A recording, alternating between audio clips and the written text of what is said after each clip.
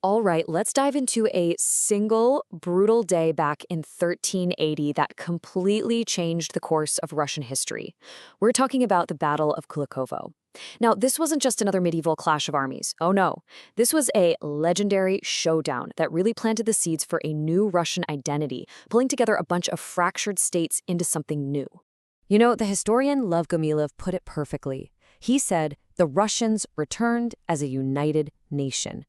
I mean, think about that. How on earth can one single bloody battle do that? How can it transform a whole people? Well, to figure that out, we've got to look at the world they were living in, a world totally dominated by the mighty Golden Horde. So, for more than 100 years, the Russian principalities were basically vassals of the Mongol Golden Horde. They paid their tribute, they did what the Khan told them to do, but by the late 14th century, that once untouchable horde, well, it wasn't looking so invincible anymore. It was actually tearing itself apart from the inside. Starting around 1359, the horde just plunged into 2 decades of total anarchy. Historians call it the Great Troubles. I mean, khans were getting assassinated left and right, brothers were turning on each other. The throne became this chaotic revolving door. We're talking at least 25 different khans in just 20 years. All this chaos created a huge power vacuum, and you guessed it, 2 very ambitious rivals were more than ready to step in. Okay, so on one side, you've got Dmitry Ivanovich.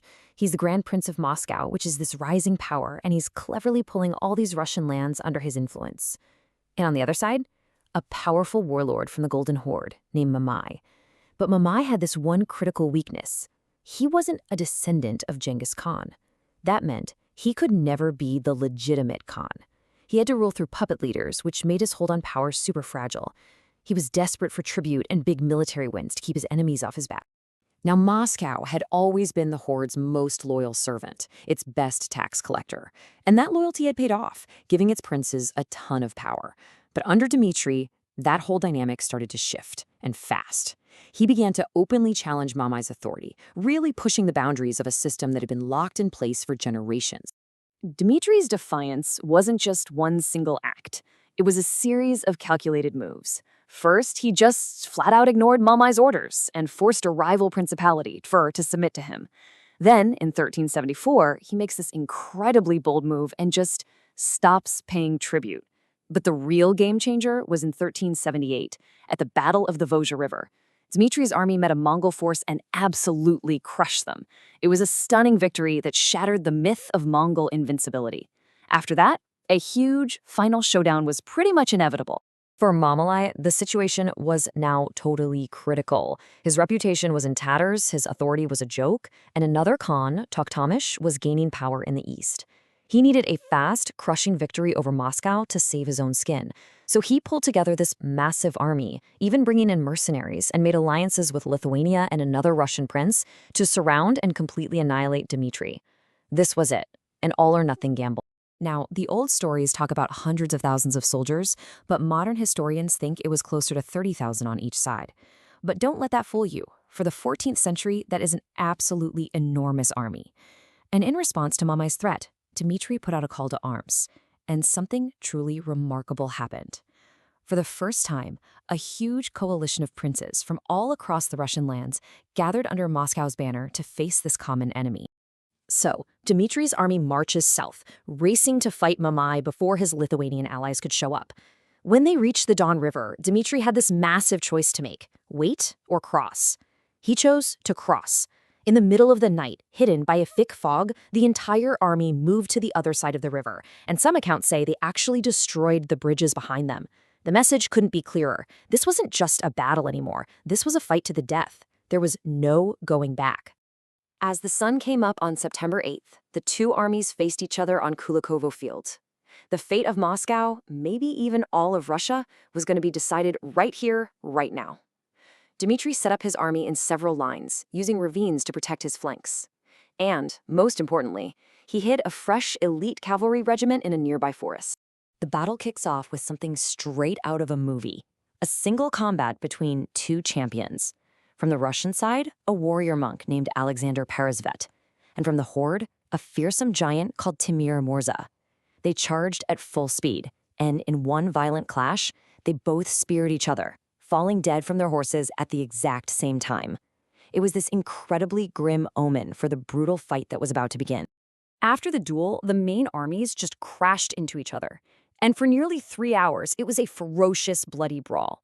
We're talking thousands of men in brutal hand-to-hand combat. The old chronicles say so many people fell that the ground literally became a swamp of blood. Dmitry himself was right there in the thick of it, fighting in the front ranks. He'd actually swapped armor with one of his noblemen so he wouldn't be a target. He got wounded and knocked out, but that heavy armor saved his life. But the sheer numbers and ferocity of the horde started to take their toll. The pressure on the Russian left flank was just immense, and slowly it started to bend. And then it broke. Mamai, who was watching from a hill, saw his chance. He threw in his reserves, and they smashed into the weakened Russian line, pushing all the way towards Dmitry's main banner. The Russian army was on the verge of total collapse. For Mamai, victory seemed just moments away. But then, just when all seemed lost, a trumpet blast rang out from the woods. It was Dmitry's trump card. That hidden ambush regiment, led by his cousin Prince Vladimir, charged out of the forest. These were fresh, elite horsemen, and they slammed right into the exposed side and rear of the horde's main army. The shock was absolutely devastating. Caught completely by surprise, the exhausted horde warriors panicked, broke, and ran. The entire battle had just flipped from a near defeat to a total rout in a matter of minutes. The victory was total. The Russian cavalry chased the fleeing horde for miles. Mamai barely escaped with his life, his army completely shattered, his power and reputation just gone. But the victory came at a terrible cost. The field was covered with the dead, and Dmitry's army probably lost a third of its men. And even though it was this stunning triumph, it didn't immediately end Mongol rule. And here's where history throws in a major curveball. Mamai was quickly hunted down and killed by his rival, Toktamish, who then united the entire Golden Horde under his own legitimate rule. So in a weird way, the guy who benefited most from Kulikovo in the short term was Toktamish.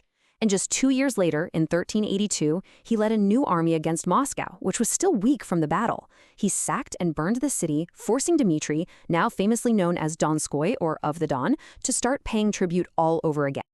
So, wait a second. If they had to start paying tribute again and Moscow got sacked, why do we remember Kulikovo as this huge, monumental event? Because its real importance wasn't about immediate political freedom. Its impact was so much deeper, so much more lasting. It was about psychology, about identity, and about the future. You see, the real victory of Kulikovo wasn't on the battlefield. It was in the mind. First, it completely shattered the paralyzing fear of the horde. It proved the Mongols could be beaten. Second, it cemented Moscow as the undeniable leader of the Russian lands, the only power that could unite them. And finally, it became this foundational epic, a story of sacrifice and unity that was told for generations.